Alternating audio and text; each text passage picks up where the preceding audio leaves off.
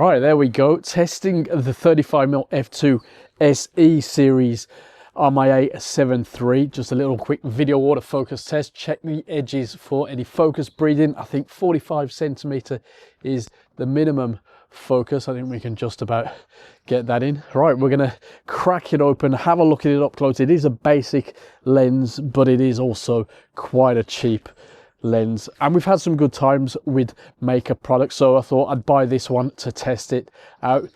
Yeah, that's a video test done, basically. Speed, focus, breathing, all that good stuff. Yeah, anyway, let's crack this thing open and see what's what, and then we can have a good waffle about it together. Right, let's see the lens itself. Plastic lens hood, fair enough. And well, it feels very light and plasticky. Snap cap in effect, no weather sealing, little bit of a rubber you could call gasket there, might give you a little bit of protection, but it's not down as protected. Decent AF/MF switch. We've got the SE series badge now, so they're going ahead differentiating the lines. That's all absolutely fine. Let's get that hood on. Clicks in nicely. Actually, that was a lot better than recent Meike efforts, for what it's worth. Right, so as you can see, we've got a manual focus ring, which is fine. Not as interested in it as this is an autofocus lens. A nice simple job. No aperture ring. Now the aperture does run from f2 to 22, but that's operated on the camera. Filter size 58mm, absolutely fine. Actually, that hood is quite large once you look at it up close. It's quite deep for a 35mm focal length. We'll see how we get on. STM motors, so yeah, closest focus in 45 centimeters, and the lens in this configuration weighs 298 grams. Let's just pop it on the A7 III so we can get an idea of how she's looking. Of course, I'll comment on how the handling is and the build quality after some use. That's interesting, a bit of design there, just at the mount end as it dips in. That gives you just a little bit more grip around that area, although you tend to hold, you know, your gear that way, but at least you can get... I wish there was an aperture ring now. Well, I always wish there was an aperture ring. But yeah, what do you reckon on the A7 III? Not too bad at all. Let's carry on testing this thing though.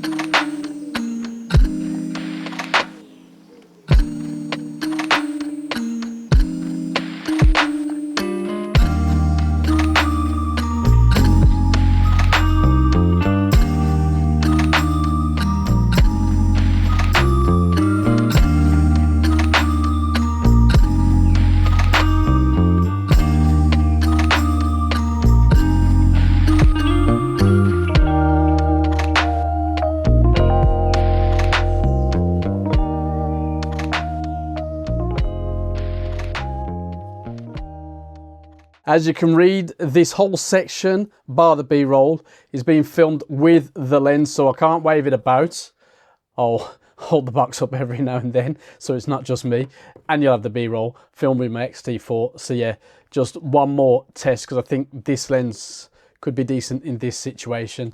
Right, so when it comes to build quality, the plasticky nature of the lens doesn't give me any cause for concern. With regular day-to-day use, the lens should last some time. Don't abuse it, of course, but I think it'll be fine. Now, handling-wise, fine too. There's not much going on. The AF/MF switch is okay. The manual focus ring does its job. Focusing in stills mode, face tracking and autofocus in general is a step down from the usual standards that we're seeing from third-party autofocus lenses lately, but it's not too bad in video shooting. I forgot how close I can get. The intro was all right, I think. Did you see any problems?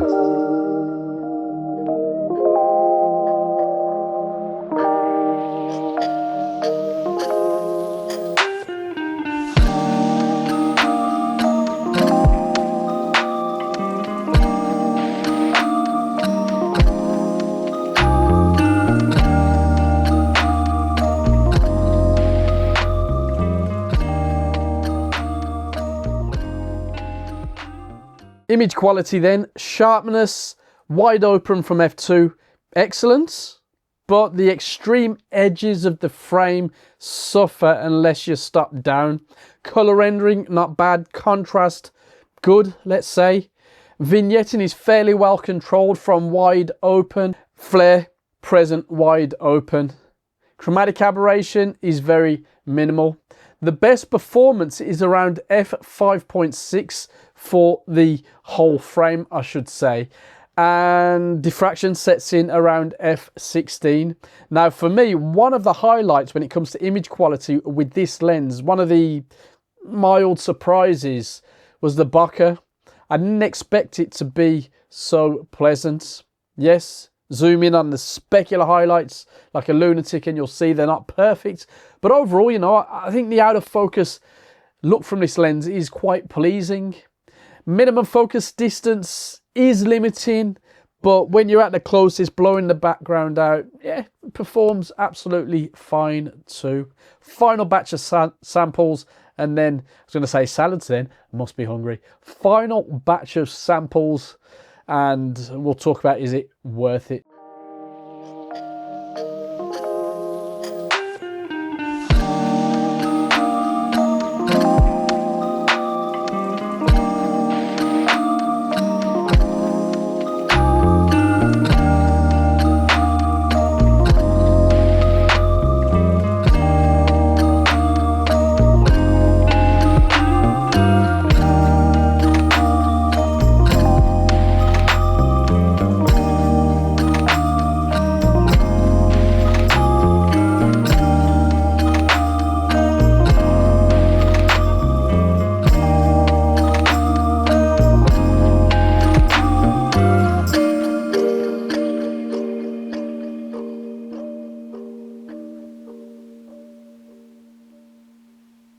Well, then all that's left is that big question, is it worth it?